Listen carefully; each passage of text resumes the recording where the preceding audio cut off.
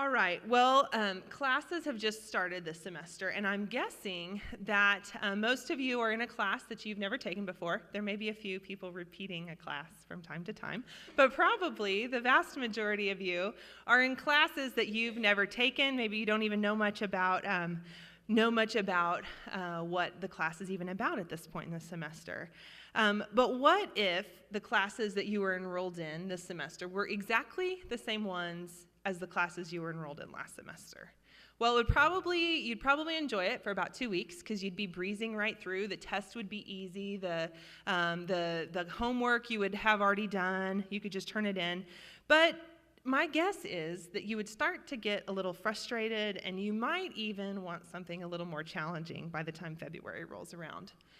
But there are just maybe a few of us in here who would be relieved. We didn't really want to have to work anyway, so we're just going to be able to go on autopilot and do the same work that we did last semester. Well, why would that be? Well, perhaps some of us are afraid to fail. We're afraid of the failure of not doing a class. So we want to take another class again that we passed last semester. Perhaps even some of us are afraid of success. We're afraid that if we actually succeed at something, then we're going to be given a harder task the next time. But maybe for some of us, we're just lazy. We just want to take it again because it's just easier and we can just pass the time that way. It's easier. Sometimes I think it's like this in our Christian lives as well. We get comfortable knowing what we already know. We've got our favorite Bible verses. We got our favorite songs. There's no need to be challenged. We just know we're in a groove and we're happy doing what we're doing each week. But I think somewhere deep in our hearts, we know that's not quite the way it should be.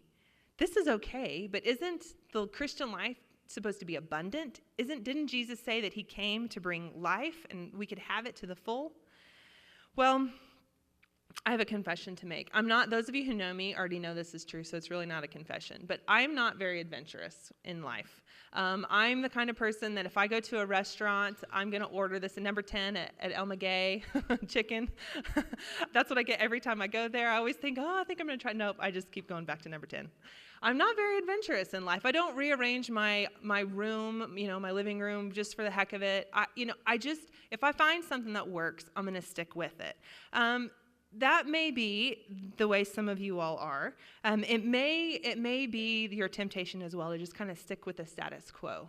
Well, unfortunately, sometimes that tendency to want to stick with the status quo translates into our spiritual lives as well. Sometimes I can get content knowing what I know right now. What I know right now is good enough. It's good. I'm thoughtful about things. Sometimes I get content resting on experiences that I've had in the past with God or in community, in relationship at church. Sometimes I think I got it all figured out right now. No need to confuse things. However, that's exactly why I need, and maybe you need too, to hear these words from Hebrews that it's our passage for today. Hebrews 5, verses 11 through 6:3. I think the words will show up. You can write it down and look it up. I'll just go ahead and tell you now, it's not the most encouraging, uplifting, positive message you've ever heard. However, it's an important one. The book of Hebrews, there's a little bit of mystery surrounding Hebrews itself. We don't know who the author is. We don't know who it was written to, but if you read all of Hebrews, you're going to find a couple things. One, the importance of the sacrifice that Jesus made on the cross. And two, you're going to read the lives, from Hebrews 11 about the lives of people who were faithful.